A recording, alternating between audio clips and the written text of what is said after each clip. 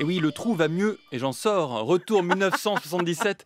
Des associations de consommateurs, des écologistes commencent à s'inquiéter des conséquences des aérosols sur la couche d'ozone, les fameux chlorofluorocarbone, les CFC plus légers que l'air, qui la détruiraient, la couche d'ozone, et avec elle, le très précieux filtre nous protégeant des rayons du soleil. Mais vous allez l'entendre, en 1977, la communauté scientifique est encore très sceptique. Le danger aussi dont on parle beaucoup actuellement est celui qui est dû à la destruction de la couche d'ozone de l'atmosphère.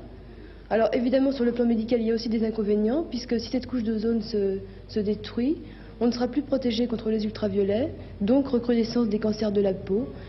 Récemment, les propulseurs fluorés ont été soupçonnés de détruire l'ozone.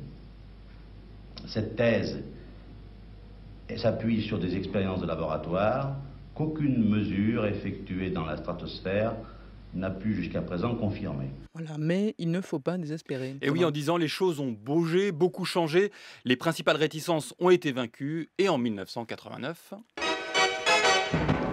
Pour la couche d'ozone, le sauvetage commence. Le protocole de Montréal, signé là-bas par 24 pays, entre en vigueur aujourd'hui. Un objectif, sauver cette couche attaquée par les bombes aérosols.